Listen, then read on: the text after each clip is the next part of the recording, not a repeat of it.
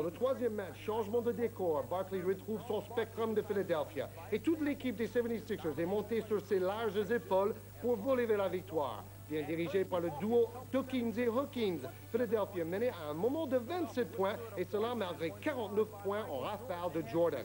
Le tandem terrible Barkley et Mayhorn sont confiants à l'attaque de cette quatrième manche.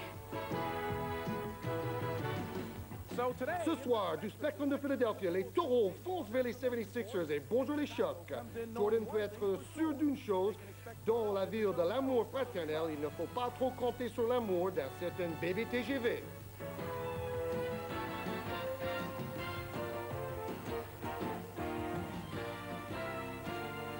Le Spectrum de Philadelphia archi-bourré pour cette rencontre dans les quarts de finale du basketball professionnel dans la conférence Est. Vous voyez le palmarès dans cette conférence. Détroit mène devant New York. Philadelphia est mené 2-1 par Chicago. 2 victoires à Chicago pour les Bulls, 1 victoire à Philadelphia, donc la logique est respectée. Voici le deuxième match dans le Spectrum de Philadelphia. Les deux 5 majeurs, les face-à-face potentiels, King face à Barkley, Grant face à Mayhorn, les pivots Cartwright et Jaminski, et bien sûr les arrières, Hawkins et Dawkins du côté Philadelphia, et Michael Jordan et le petit John Paxson, les deux arrières pour les Bulls de Chicago qui jouent en rouge. En blanc, bien sûr, l'équipe qui joue à domicile, comme c'est l'habitude dans le basket pro, les 76ers de Philadelphia, avec la première possession du ballon.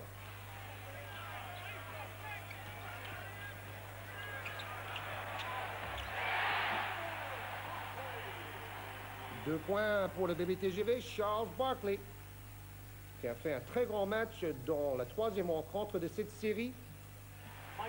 Michael Jordan, meilleur marqueur des playoffs, plus de 40 points par match pendant les playoffs cette année en moyenne.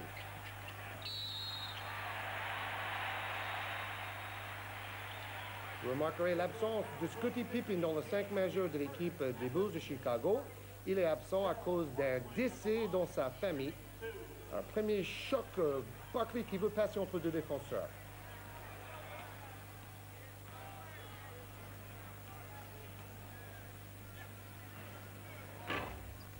Sixième saison de Charles Barkley après ses études à Auburn. Étonnant, Francis, de voir un joueur aussi musclé qui est en même temps aussi rapide. Tout à fait. C'est un joueur qui mesure 1m98, qui est annoncé comme un ailier fort, mais qui en fait joue à l'intérieur.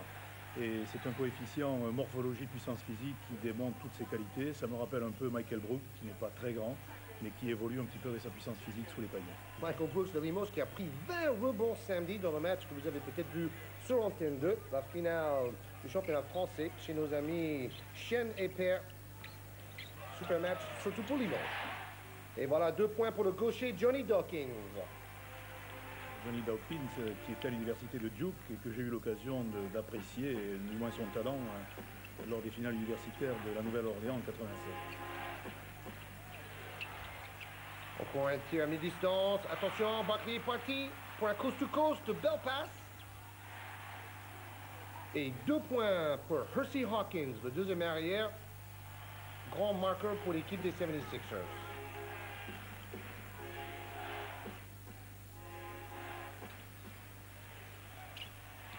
Et Horace Grant qui s'éloigne du panier, c'est pas vraiment son habitude.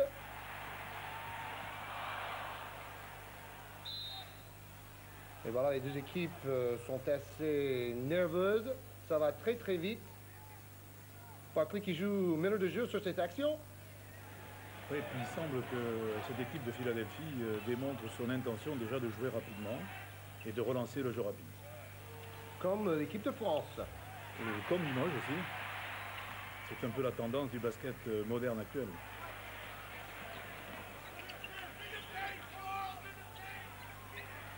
Toutes les balles passent par Charles Barkley, le 34. Qui lance la balle un peu trop fort. Récupéré in extremis. Et voilà, c'est étonnant, le pivot Jaminski qui shoot de loin comme fait Bill Laimbeer à Détroit. Et c'est pour cela que Barkley peut justement jouer à l'intérieur, parce que le pivot s'écarte. Là aussi, c'est une des évolutions du basket moderne. Les pivots ne se limitent pas seulement à la restriction de sous le panier, mais s'écarte pour tirer à 3 points. J'ai eu l'occasion de voir à New York, Pat Ewing en particulier, réussir des paniers à 3 points comme un joueur extérieur. Là, vous avez découvert les résultats des 3 premières rencontres de cette série en quart de finale, jouée au meilleur de 7 matchs. Première équipe à 4 victoires sera qualifiée pour les demi-finales ou la finale de conférence, comme on dit là-bas. S'il y a un 7e match décisif, ce match aurait lieu à Chicago, parce que Chicago a gagné davantage de matchs que Philadelphia cette année. Grâce à celui-là, en grande partie, Michael Jordan qui pénètre vers le panier. 4 sur 4 pour Philadelphia, 100% de réussite au début de match.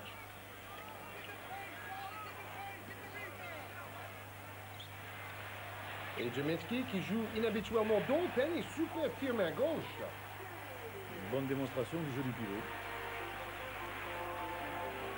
Pour développer ses deux mains pour pouvoir jouer à l'intérieur, c'est un avantage. C'est toujours très difficile de défendre sur un gaucher. Comme King qui vient de rater, et Bill Cartwright qui lui est un droitier, mais qui marque lui aussi main gauche.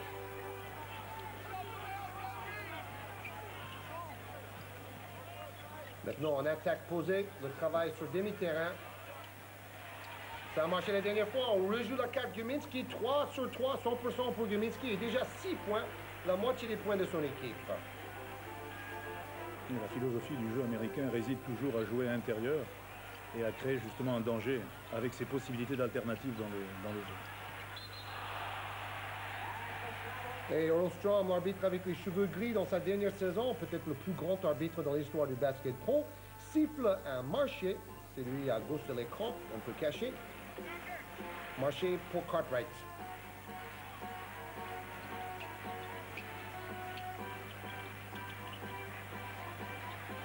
Encore une fois, la balle à Gminski. Si on fait 100%, on vous redonne la balle dans le basketball américain. Ah, enfin, raté. Et quelle présence au rebond. Et vous voyez l'enthousiasme de ce joueur Barkley qui essaie d'animer son équipe et le public en même temps. Plus de 18 000 spectateurs, pas une seule place de libre.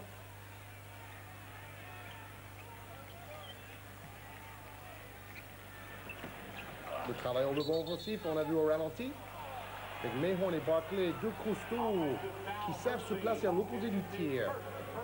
Faute de l'attaquant cette fois-ci, Jim Lynam, le coach de Philadelphia, n'est pas d'accord. Lynam qui était un candidat pour être le meilleur coach de l'année cette saison. Mais finalement, c'est Pat Riley de Los Angeles, le malheureux Pat Riley, avec son équipe éliminée par Phoenix dans la conférence Ouest. Mais enfin, cette année, il a été élu meilleur entraîneur de l'année. C'est paradoxal d'ailleurs. Stacey King, point débutant, très complet dans le jeu à l'intérieur, dans le panier. Ah oui, super! Très collectif, la passe supplémentaire. Philadelphie qui sait être patient sur les attaques posées. Quelle passe de Jordan!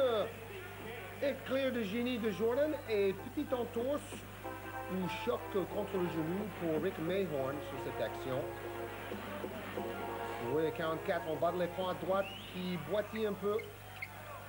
Pourtant, c'est souvent lui qui donne les coups. Voici, il en prend un peu. Oui, belle passe. Mayhorn qui fait toutes les petites choses. Il fait des bons écrans. Il travaille pour ses coéquipiers. C'est lui qui fait tourner le ballon. L'ancien joueur de Détroit, bien sûr. Champion l'année dernière, Rick Mayhorn. Ouh là là, Jordan démarre sur les chapeaux de roue. Parce qu'il sent que son équipe est menée, puis il est capable de prendre le match à son compte et de monopoliser le jeu, donc il réalise des actions. Tout en étant très créatif, on a vu tout à l'heure, on va peut-être voir avec un ralenti, la belle passe où Jordan saute en l'air pour attirer la défense. Alors ici, voilà.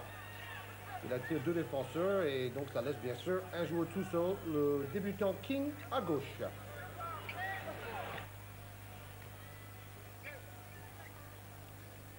Toujours en première période, 4 fois 12 minutes, le temps de jeu dans le basketball professionnel. On va peut-être justement changer le règlement en Europe bientôt pour faire 4 périodes comme aux États-Unis. Ça fait partie des objectifs de nouvelles règles qu'a institué la FIBA après le mondial d'Argentine, effectivement. mais qui laissera quand même le choix aux fédérations de garder 2 périodes de 11 minutes. Bon rebond pour Horace Grant, c'est sa spécialité. Depuis qu'il a remplacé Charles Oakley dans ce domaine à Chicago. Oh là là, Jordan traverse toute la défense. On dirait Maradona dans le foot avec la balle au pied, mais ici c'est Jordan avec la balle à la main. 8 points déjà pour Jordan.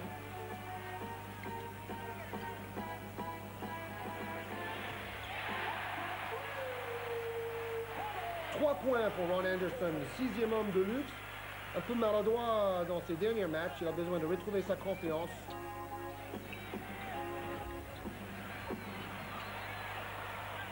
Et Jordan, rebond offensif, mais rate le shoot. Buckley est parti.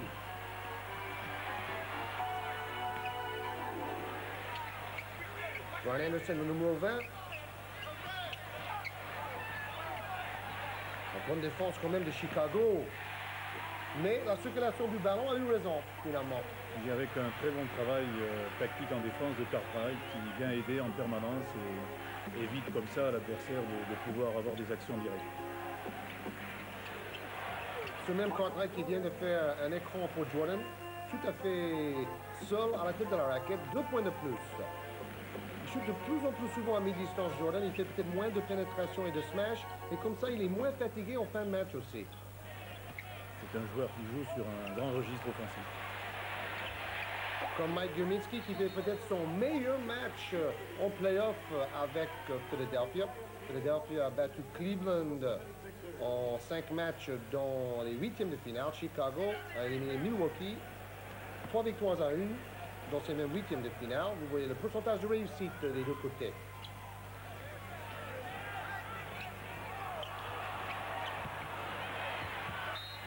Donc Cartwright, le pivot de Chicago, obligé de s'écarter un peu.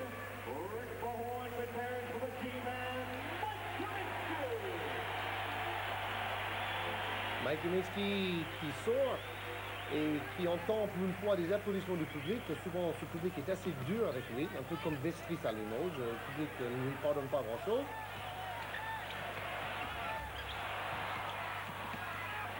Paxson.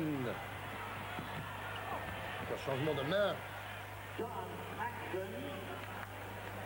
Et surtout la présence au rebond des autres joueurs qui paraît être un fondamental actuellement indispensable pour le haut niveau.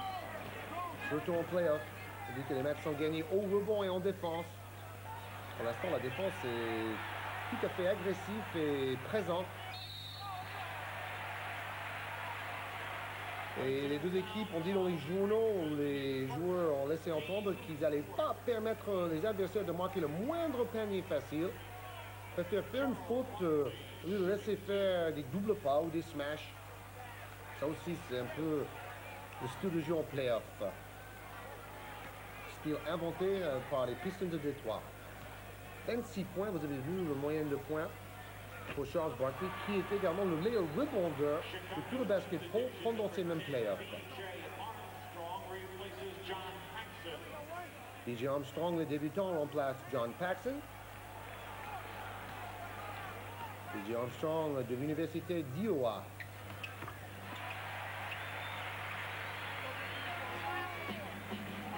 Sur 4 seulement pour Charles Barkley au lancer franc. Quelques problèmes de réglage. Et ça aussi, ça peut coûter cher dans un match serré.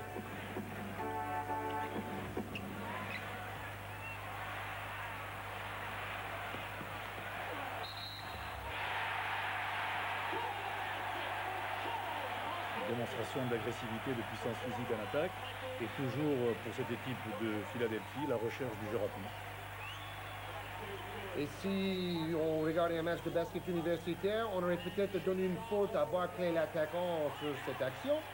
Et dans le basketball, on donne toujours l'avantage à l'attaquant dans ces situations-là. Jordan arrivant un poil trop tard, on pourrait dire. Alors maintenant, vous voyez le score 30-26 au début de la deuxième période. Meilleur marqueur de la première période, Michael Jordan avec 10 points. Mike Gurminski avec 10 points lui aussi, meilleur marqueur pour les 76ers de Philadelphia. Barkley de son côté a pris 4 rebonds. Et on a 5 rebonds maintenant pour Barkley.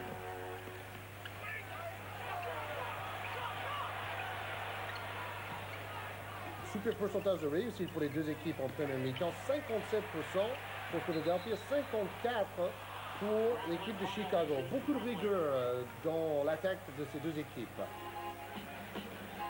C'est un peu le qualificatif du basket américain, c'est pas propre à ces deux équipes. La rigueur est actuellement un des critères de réussite dans le basketball de haut niveau.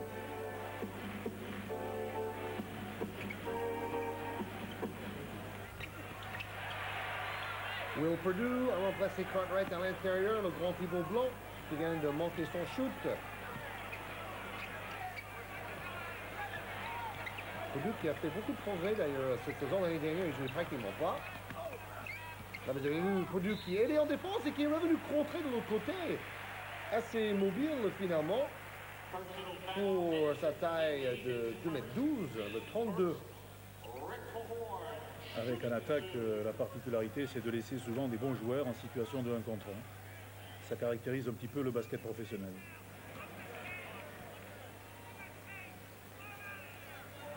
Rick Mahorn qui tourne à 71% de réussite dans ses lancers francs. Il marquait plus de 10 points en moyenne cette année, comme en playoff, avec 7 rebonds. Mais chez lui, ce sont surtout les petites choses, le travail défensif, vous l'avez dit, le travail d'écran. C'est un gagneur. Et c'est aussi un intimidateur pour ses adversaires. Regardez, 0 lancé franc pour Chicago, 11 tentés par Philadelphia.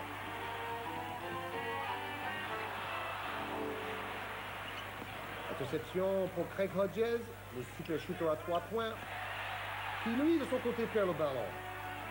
Je pense qu'il le perd parce que la défense de Philadelphie joue l'anticipation. Ça rappelle un petit peu le début de match de Limoges et contre Antibes, pour justement mettre en évidence le jeu rapide et la contre-attaque. Et quel début de match pour les Verts.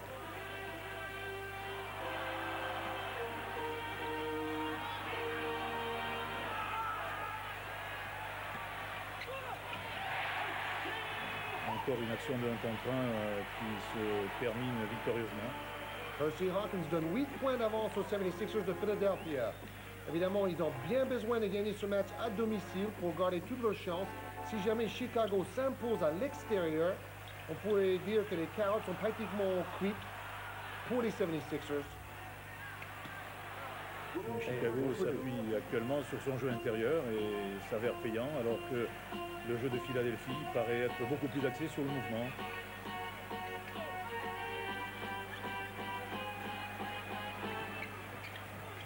Anderson en 1 contre 1. Oh, joli tir en se retournant. Le travail de l'appui, le jeu de pivot. Ou le pied de pivot pour être plus précis.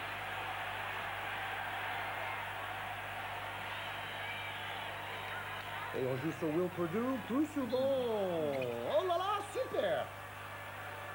La stratégie des deux équipes n'étant pas la même. Mais un basket tout à fait intéressant et qu'on doit prendre en exemple. Faute du petit Scott Brooks, le meneur de jeu remplaçant le numéro 1 côté Philadelphia. On vous l'a dit, le miraculé de cette équipe. Personne ne pensait voir celui qui a le ballon en main en ce moment, Scott Brooks, gagner une place dans le basketball professionnel à cause de sa petite taille et sa manque de rapidité. Et Will Perdue fait une entrée fracassante en tant que pivot. On attaque comme en défense.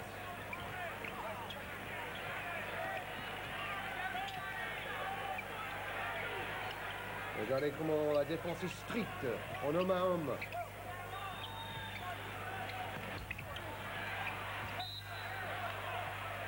Qui a manqué de B.J. Armstrong.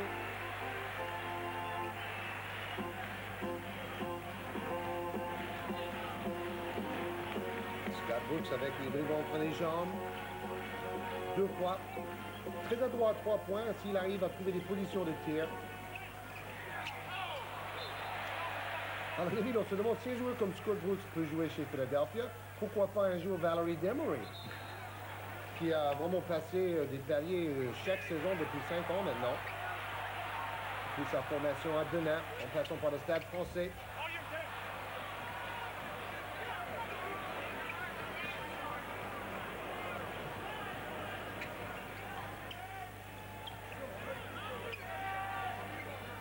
Beaucoup de patience, on place les joueurs et toujours, on est obligé de tirer main gauche très souvent parce que la défense est tellement forte. Et rechercher ce jeu intérieur avec des alternatives, mais il s'appuie beaucoup sur la valeur des pivots en particulier.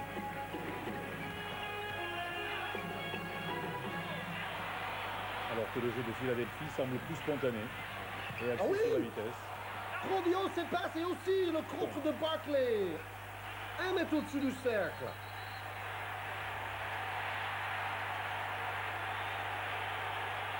Faute technique sur coach Phil Jackson qui pense la balle était dans sa phase descendante et que Barkley a touché trop tard, que le contre n'était pas valable. Phil Jackson qui est plutôt un entraîneur assez calme dans sa première saison en tant qu'entraîneur en chef à Chicago. Il était assistant de Duke Collins auparavant. Alors Barkley, lui, il est convaincu que ce contre a été tout à fait valable. Donc finalement, c'est au joueur Will Perdue, parce que bon, lui et Jackson en même temps étaient pas du tout d'accord. Et Jackson, lui, de son côté, continue à le faire savoir aux 3 arbitres.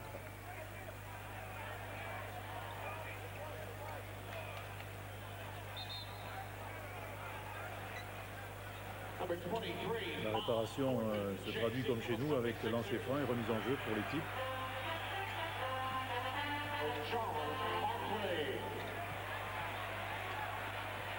Un très très bon match. Ancien joueur de Duke aussi, comme Johnny Dawkins. Tout à fait. Il mesure 2 mètres 11, donc c'était vraiment un centre par excellence.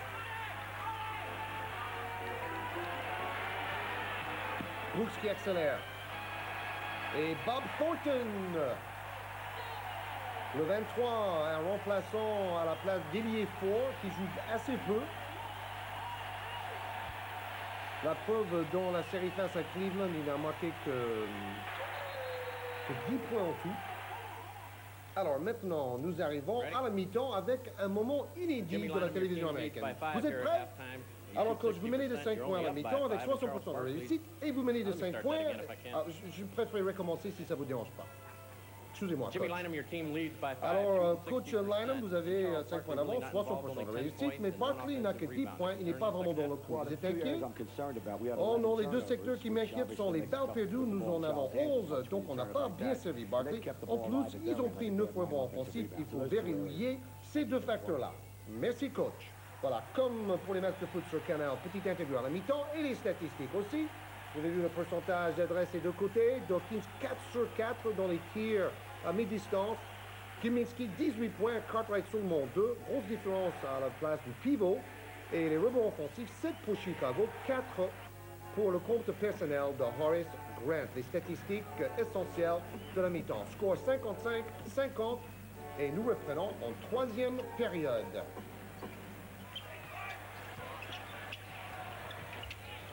Et on pointe sur main gauche, décidément.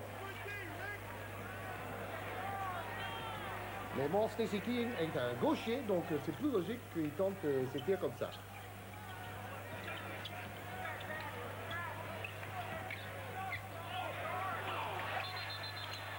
Et voilà, c'est intéressant parce qu'il y avait une faute sur le bras. L'arbitre Earl Strom, un grand vétéran de l'arbitrage, l'a vu un peu trop tard, mais il n'a pas hésité à le siffler tard. Donc on peut lui lâcher de siffler trop tard, mais au moins il ne s'est pas trompé. Et puis voilà, Jordan qui vient voir, vous avez sifflé trop tard. Et Earl Strom qui dit, hey, je suis dans ma dernière saison, laissez-moi tranquille. Il y a une très grande complicité entre les joueurs et les arbitres, et surtout un très grand respect. Ouais, bah là il y avait peut-être un peu moins de complicité que de critique. Mais bon, Earl Strom, il en a vu d'autres. Et puis Michael Jordan, avec l'image de marque aussi idéale qu'il possède. D'ailleurs, il a dit récemment dans les journaux que c'est mon travail le plus difficile, regardez, il retrouve le story tout de suite. Mon travail le plus difficile, c'est justement de soigner mon image de marque. On demande beaucoup de moi. Et donc, c'est pour ça que je ne vais jamais dans les boîtes de nuit. Je fais tout pour éviter le moindre problème. C'est Michael Jordan qui le dit.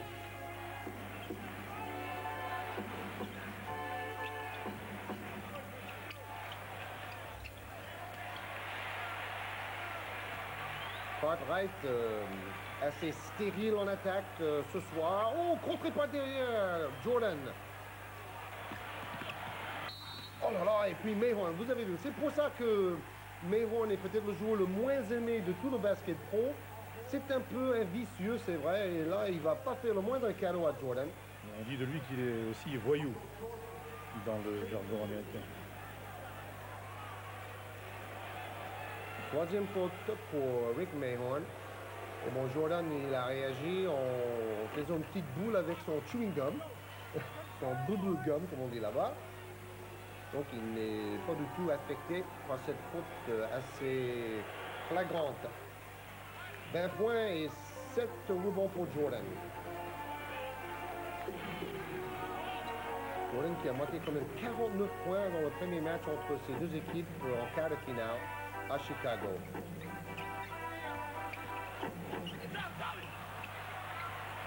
Hawkins gêné. Quand on saute en l'air comme ça, il ne reste plus qu'une demi-seconde pour faire un choix.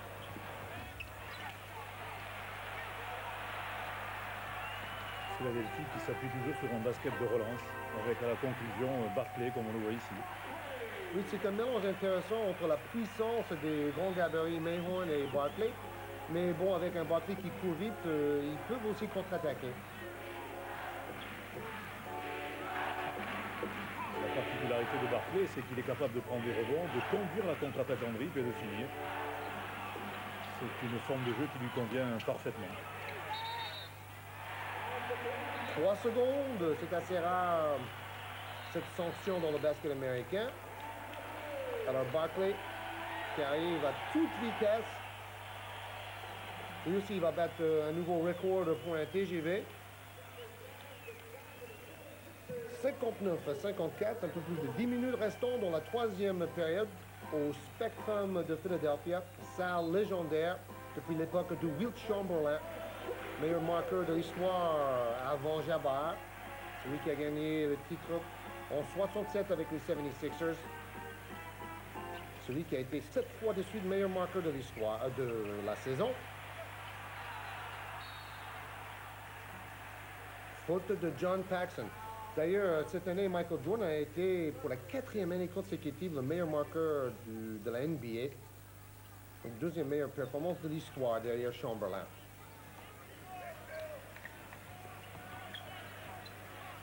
Double dribble entre les jambes de Dawkins.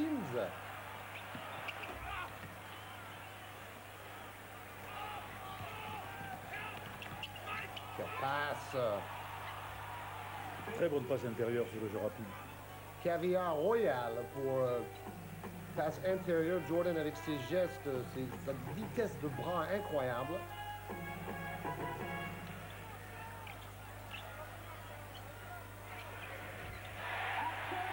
Trois points pour Hersey Hawkins.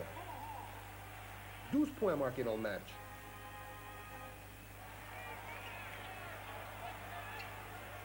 Six points d'avance toujours pour les 76ers. Ouh, il a marché. Tout à fait légal. Vous avez vu la tête-à-tête entre le Barkley et Mayhorn, le tandem terrible. Aux États-Unis, on les appelle Thump and Bump. Vous avez vu les t-shirts où les deux joueurs se donnent des coups de boule amicalement. Comme dans le foot américain, mais dans le basket, ils n'ont pas de casque, donc ça fait plus mal.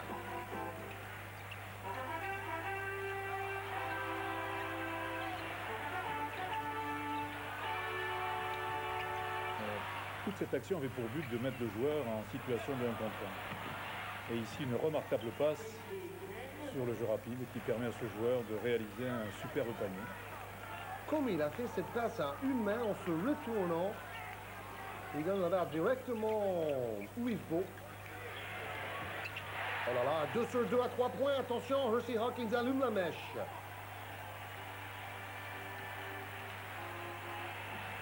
Très concentré, Hersey Hawkins dans sa deuxième saison. Une des grandes clés de la réussite pour cette équipe de Philadelphia. C'est un joueur qui a 24 ans et qui vient du collège de Bradley. Meilleur marqueur du pays au niveau universitaire. Percy Hawkins, et maintenant c'est Barkley qui donne à Jaminski qui marque main gauche en passant sous le panier. Barkley qui est encore à l'origine de cette contre-attaque, de cette passe, profitant de sa puissance, de sa fixation.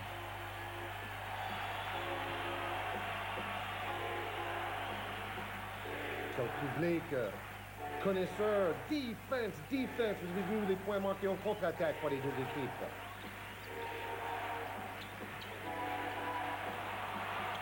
Et Stacey King, étonnant pour un rookie, un débutant, d'être aussi confiant, aussi sûr de lui en attaque.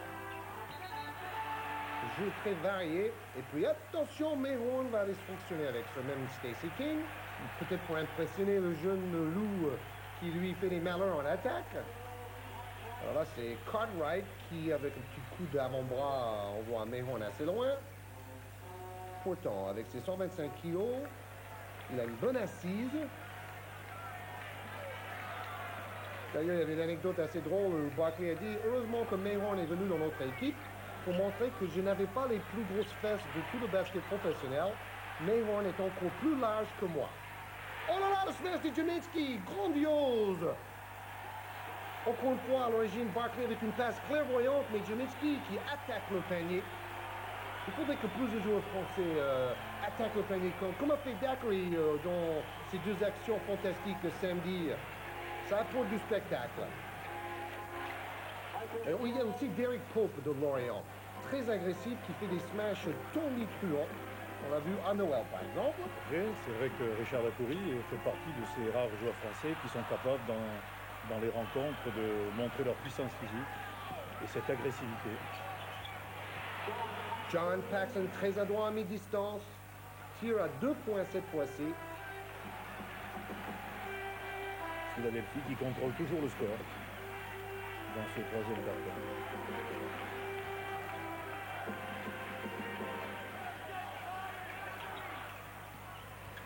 Chicago mené de 5 points, essaie de défendre pour récupérer le ballon. Bonne interception. Oh, le contre! Énorme! Contre énorme de Barkley qui est partout. Et Hawkins qui fait son troisième shoot à 3 points. Barkley jette le ballon par terre après. On va les dominer, il est convaincu. 8 points d'avance. Ce qui est important, c'est de voir avec quelle vitesse effectue le repli défensif de cette équipe. C'est-à-dire qu'on ne subit plus l'adversaire, mais on intervient le plus vite possible sur les attaques rapides. Alors regardez en réalité. Barkley, le contre incroyable. Il est revenu en défense à toute vitesse pour aider son coéquipier. Ensuite, il y avait une faute de Mayhorn qui n'a pas dit que des gentillesses à l'arbitre. Pas la peine de traduire. Encore Barkley. Oh là là, le slalom! Le public est fou en ce moment.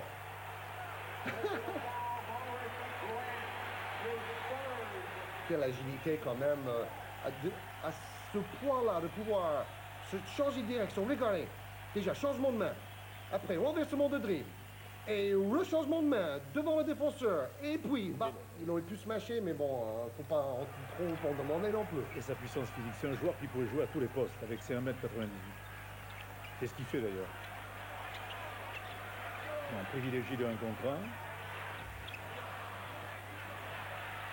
C'est un peu la caractéristique du basket professionnel.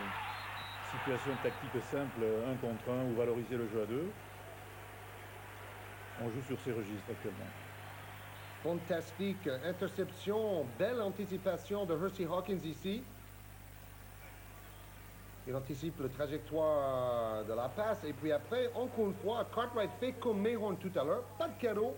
Vous n'allez pas marquer dans ma raquette, dit Bill Cartwright. Il ne faut pas oublier que Bill Cartwright a 32 ans. C'est sa 11e saison en NBA. C'est un joueur d'expérience. Et il veut se faire respecter, ce qui est tout à fait normal.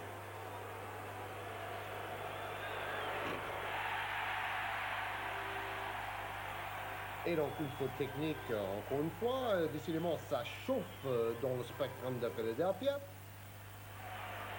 À un tel point que même Jordan a été un tout petit peu impressionné. Petit bras sur son lancer franc. Jim Lynam que Charles Barkley considère comme le meilleur coach de la saison. Comment qu'il n'est peut-être pas trop objectif. C'est son coach, mais il dit aussi que c'est le meilleur coach qu'il a jamais eu dans toute sa carrière. Quand même un grand compliment pour ce Jim Lynam. Donc la faute technique a été sifflée contre lui.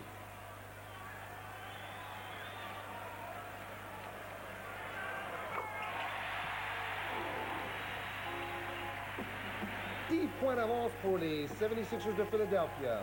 Mais attention, on sait que souvent avec Jordan, Chicago finit très fort ses matchs. Donc rien n'est joué. Restez avec nous. Mais pour l'instant, c'est tout Philadelphia. Super passe, comme dimanche samedi, exactement le même style de jeu. On fait la place supplémentaire. Bonjour l'altruisme. Oui, on se met ses qualités au service de l'équipe quand le moment se produit. Parfois on conclut, mais bien souvent, comme ici, eh bien, on permet aux joueurs mieux placés de conclure la contre-attaque. C'est ce qu'on a vu samedi, effectivement, et j'ai beaucoup apprécié le rôle de Don Collins dans ce domaine-là. Cette passe décisive pour Collins. Alors, on va disséquer cette contre-attaque, 3 contre 2. Et voilà, le moment décisif, cette passe. Fixation basse et puis passe décisive à ce joueur qui est effectivement dans de bonnes conditions, confortable pour tirer au peigne.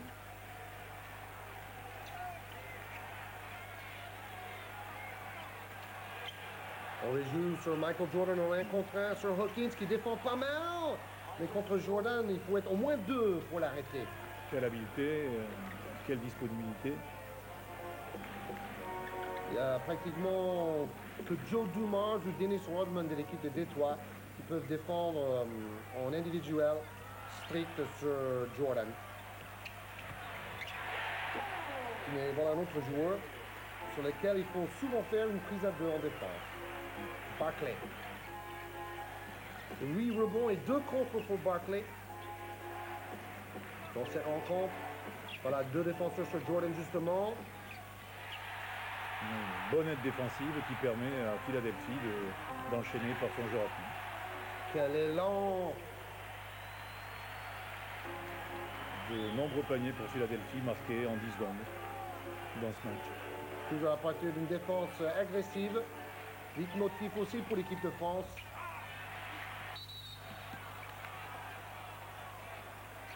Stacey King qui se bat bien en rebond. Il joue beaucoup. Si vous avez vu les matchs de Chicago sur Canal+ en début de saison, rappelez-vous que ce joueur jouait beaucoup moins. Moins grand nombre de minutes par match.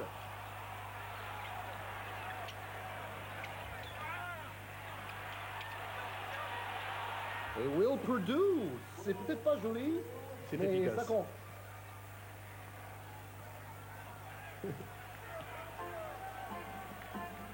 N'oublions pas non plus que Scottie Pippen est absent à cause d'un décès dans sa famille.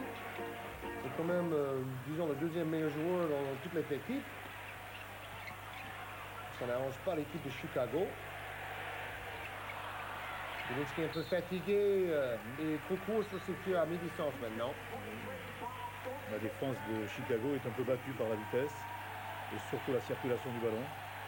Mais ça ne réussit pas parce qu'elle a maladresse et sûrement la fatigue. Mais c'est aussi la défense qui perturbe. Alors maintenant, 4e période, 9 points d'avance pour les 76ers de Philadelphia. Je vous rappelle que l'équipe de Chicago mène 2 victoires à 1 dans ce quart de finale. Première équipe à 4 victoires passe en demi-finale. Demi-finale, bien sûr, face aux Pistons de Détroit qui ont éliminé les Knicks de New York. Et cette fois-ci, c'est Jordan au contre.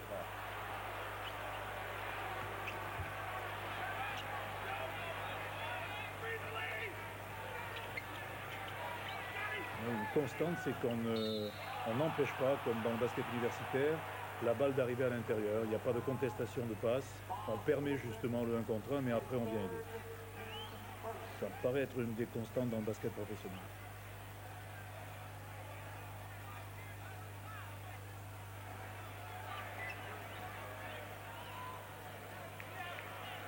Encore une fois, phase décisive du jeu, l'attaque posée.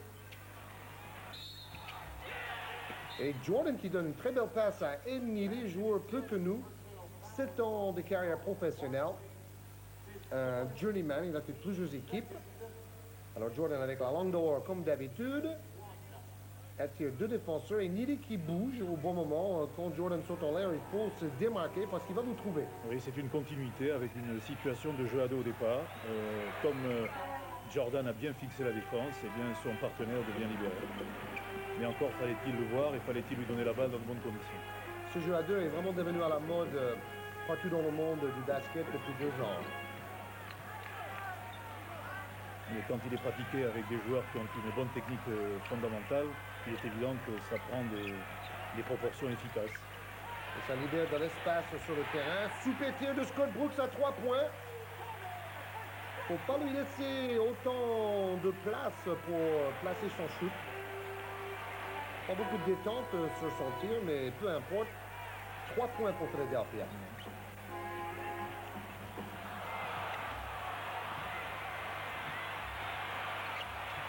Et Neely qui arrache le ballon dans les mains de Charles Barkley. Mais il faut dire qu'il s'est bien placé pour le rebond. Et le placement fait partie aussi des connaissances tactiques sur le plan individuel. 7 points d'avance pour les 76ers de Philadelphia. On écarte complètement le jeu. Pour favoriser le 1 contre 1, c'est ce qu'on a vu ce soir se développer. C'est un petit peu le dénominateur de ce basket américain. Des situations tactiques simples. Et Jordan marque à 3 points. Oui, avec l'obligation de défendre en individuel, bien sûr la tactique est complètement différente. Avec une quasi-absence d'aide défensive. À 3 points qui fait du bien. Il revient à 4 points les Bulls de Chicago. Moins de 50% de réussite par contre dans les tirs pour les Bulls. 56% de réussite pour Philadelphia. La clé du match jusque-là. Quelle détermination en défense. Quelle belle série de dribbles du petit Brooks. Pas de relation avec Michael Brooks. Et Charles Barkley, qui aurait pu jouer au football américain quand on voit les coups qu'il prend sur les épaules et sur la tête ici. Belle feinte et puis boum, même à 3 Charles, on ne va pas laisser le chemin au panier. Il ne faut pas semblant de défendre. C'est effectivement un combat physique et ça aussi, ça caractérise actuellement le basket professionnel américain. 19 points et 8 rebonds. Peut-être moins impressionnant que dans le 3e match de cette série en quart de finale. Barkley avait complètement dominé le match. Oh, le rebond à une main, vous avez vu ça? Comme Julius Erving, l'ancien star des 76ers de Philadelphia, justement. Avec ses grandes mains, il attrape la balle en l'air. Combinaison tactique à 3 joueurs. Et Neely, étonnant. Une bonne finition sous le panier. Des joueurs comme Neely et Stacey King ont réussi vraiment individuellement un très très bon match. Attention au retour en zone.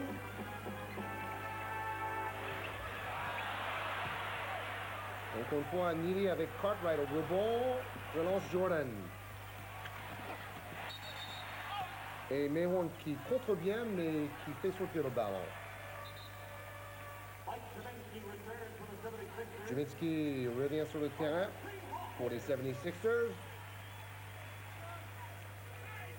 Au plan justement sur Neely qui surprend Jordan. Système sur touche, ligne de force, ça n'existe pas en Europe, mais quand on a Jordan pour sauter au-dessus de tout le monde, c'est une bonne tactique.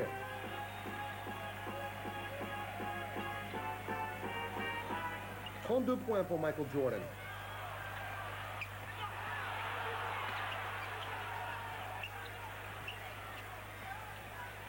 Une bonne rotation défensive quand même.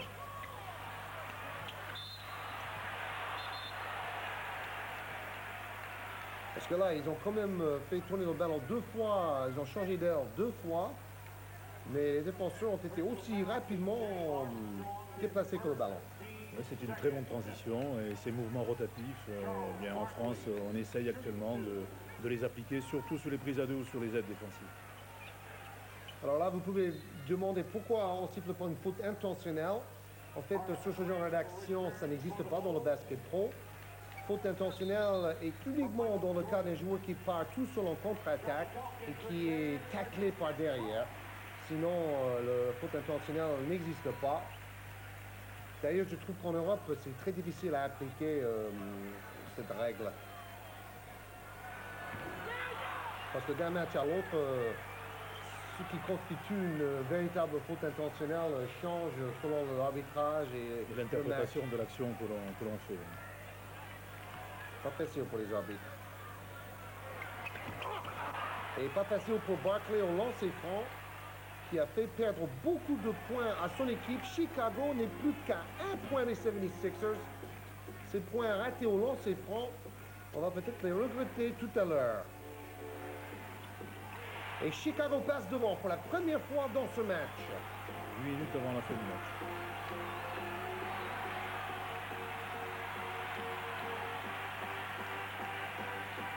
C'est le moment ou jamais pour le public de Philadelphie d'encourager leur équipe, de faire redémarrer la machine.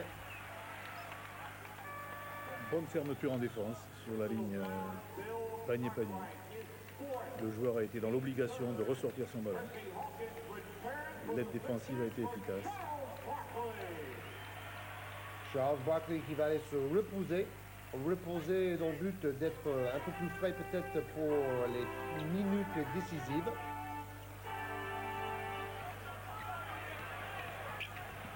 Encore une fois, prise à 2 en défense et interception. Belle rotation en triangle, on dit dans le jargon. Qui permet de se placer sur les trajectoires de balles et d'avoir des ballons. Mais il y a eu un moment qu'on a attendu, la notion de timing est importante. À quel moment on intervient pour la prise à 2. Ça me paraît fondamental aussi de le souligner dans l'action qui s'est déroulée avant. Plus que 5 secondes pour tirer sur l'horloge des 24 secondes.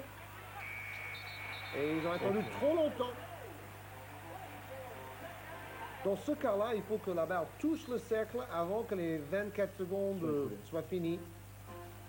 Et c'est tout le contraire dans un tir en fin de match où à la dernière seconde, il faut simplement que la balle quitte la main du joueur pour être accordée.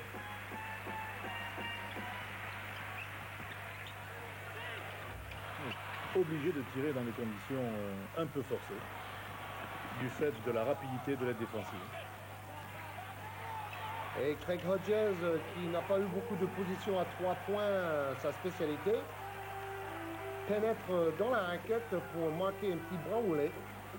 3 points d'avance pour les Blues. Ça sent un petit peu la roussie côté Philadelphia.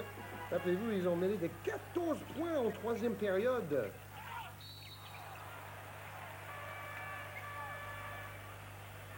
Faute de Hodges par derrière.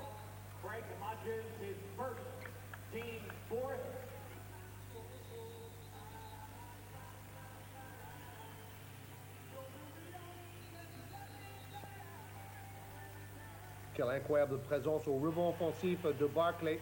Alors un peu plus tard dans la 4e période, vous voyez 2 points d'écart. 3 minutes et 38 secondes restant. 99 à 97, 2 points d'avance pour les Bulls de Chicago qui jouent à l'extérieur, répétons-le. Une victoire ici à Philadelphia pourrait signifier une qualification en demi-finale. Et quel tir de Jordan! Quelle détente! Quelle maîtrise de son corps! Et quelle lecture du jeu aussi. Pour utiliser l'espace de la ligne de fond et terminer le 1 contre 1. Action que l'on revoit ici.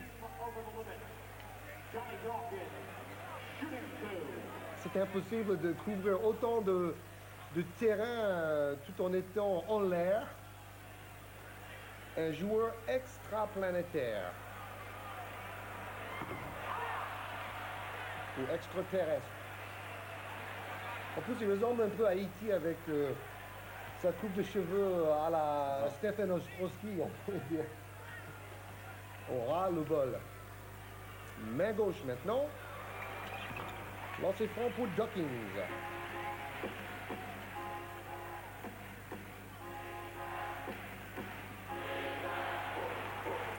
C'est le moment ou jamais aussi de crier defense dans le public. 18 000 personnes qui poussent 5 bonhommes sur le parquet.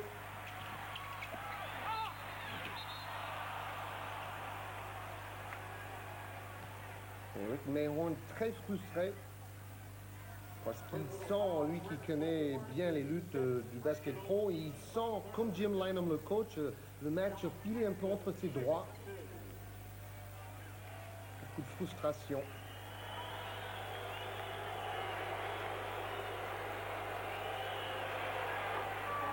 « 82% au lancer franc cette saison pour John Paxson. Un peu comme Robert Smith dans Tibes. Quand il est au lancer franc, c'est dedans. Neely qui a très bien joué le retour sur le terrain. «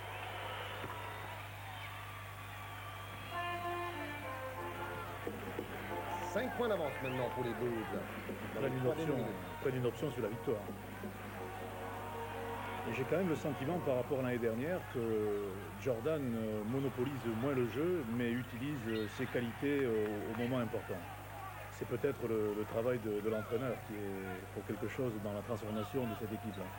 C'est vrai, l'année dernière, justement, il y avait une polémique. Doug Collins a été carrément inversé de l'équipe de Chicago parce qu'on pensait qu'il jouait trop souvent sur Jordan et qu'il arrivait en fin de saison complètement fatigué.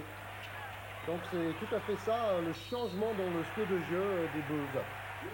Alors pas de changement par contre pour Barkley qui est toujours aussi vorace et aussi féroce dans la lutte au rebond offensif. Il va essayer de faire changer le chrono des événements grâce à sa masse athlétique. Mais jusque-là, au lancer franc, ça a vraiment été un désastre pour le roi Charles. Et ça continue. Ça me rappelle la maladresse d'Antibes samedi au lancer franc contre Limoges, et en particulier les 3 lancers francs que n'a pas réussi Johnson. Johnson qui a quand même marqué 30 points, il était le meilleur marqueur du match, et à mon avis le meilleur pivot de la saison, disons pivot classique. Un joueur comme Brooks était formidable dans son rôle, mais c'est pas vraiment un pivot classique. Quelle lutte quand même entre ces deux. 20 rebonds pour Brooks et 30 points pour Johnson. Ça promet pour samedi prochain à Antibes. Et peut-être pour une belle éventuelle le mardi suivant. Et pourquoi pas, Antibes a soif de revanche.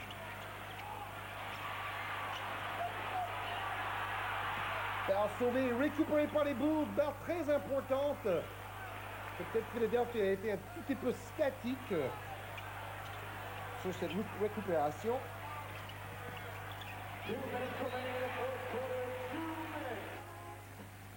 Vous voyez les temps morts restants et les fautes aussi que chaque équipe peut donner avant que les lancers francs soient tirés. Et Jordan qui a toujours la pêche en fin de match, il a aussi la hargne, l'envie de gagner. Je pense que c'est le panier qui signifie la victoire de Chicago dans ce match. Toujours la langue dehors. Il réduit la distance face à son adversaire direct. Et il met le deuxième missile pour monter encore plus haut. Et il a dit en début de saison, il a dit cette année je vais faire moins de smash, moins de choses spectaculaires, mais on va essayer d'aller en finale et être champion du basket pro. C'est quand même le but du jeu. 40 points en moyenne en play-off cette année pour Jordan et 41 points dans ce match ô combien important pour la qualification en demi-finale.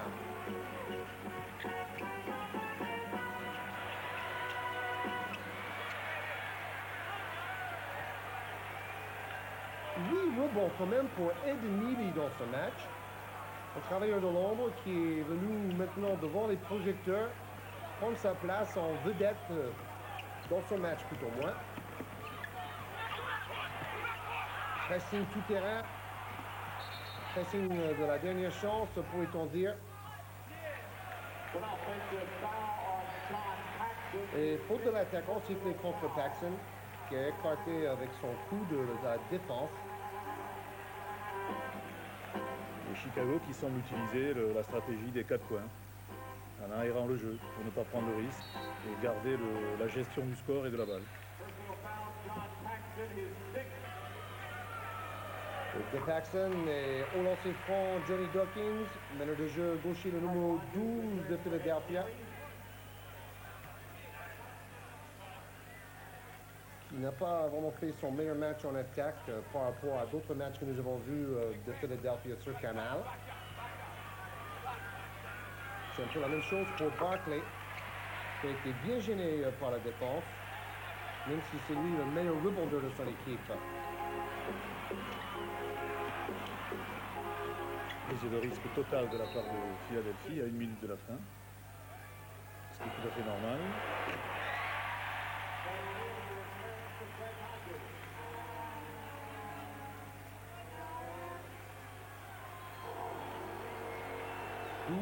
Points en moyenne pour Horace Grant, 9 aujourd'hui.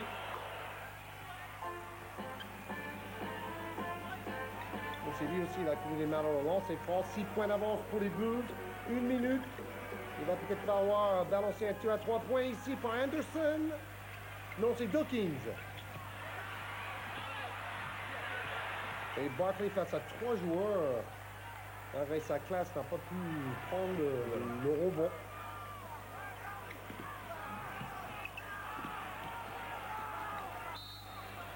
C'est bien la stratégie des dernières secondes pour gérer le ballon, faire durer l'attaque.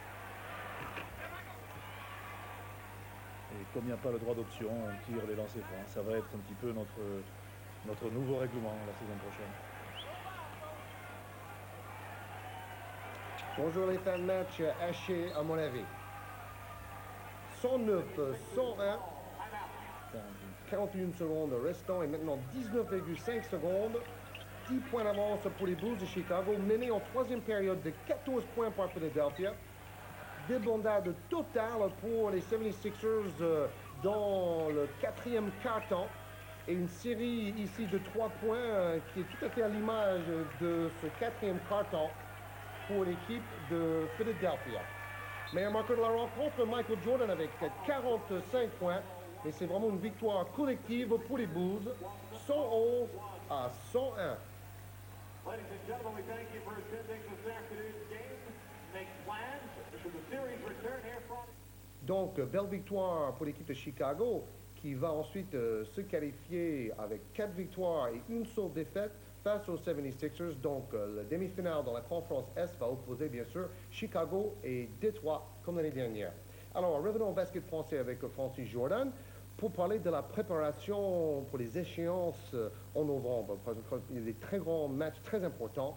Et donc, est-ce que vous allez pouvoir vous préparer suffisamment longtemps? Est-ce que les clubs vont vous donner assez de temps? Oui, effectivement, l'échéance de l'équipe de France se situe au mois de novembre. Et nous sommes dans la poule qualificative avec l'URSS, Tchécoslovaquie et Israël. Et nous allons jouer les matchs retour avec un match important qui se déroulera sûrement à Cholet contre Israël le 28 novembre. Et ensuite 2 matchs à l'extérieur contre les Tchèques que nous avons battus à Saint-Quentin. Et ensuite l'URSS à Moscou au mois de décembre. Et pour aborder ces trois matchs, eh bien, le CCHN et la fédération sont mis d'accord pour que nous ayons une période de préparation suffisante, puisque je disposerai de 15 jours de préparation, c'est-à-dire 2 stages d'une semaine, avec 4 matchs amicaux qui devraient nous permettre de rentrer dans ces poules qualificatives avec les meilleures conditions possibles. Mais nous vous souhaitons bien sûr bonne chance. Alors maintenant, dans la rubrique « Ça vient de sortir », nous allons découvrir un livre de Gérard Bosque et de Thierry Poulain, appelé « Des clés pour le basket » chez Vigo. Et je vous fais découvrir aussi Basket Magazine pour tout ce qui concerne le basketball dans l'ouest de la France. Et aussi cette photo, c'est derrière New Sport avec une nouvelle pagination. Plus de basket américain dans New Sport ce mois-ci, avec notamment David Robinson de San Antonio. David Robinson, que vous allez découvrir la semaine prochaine avec la rencontre décisive en quart de finale dans la conférence Ouest face aux Trailblazers de Portland. Donc, ne ratez pas le rendez-vous lundi prochain. Maintenant, le rendez-vous sur Canal Plus est un film avec le Führer sur le Bosphore. Merci Francis Jordan.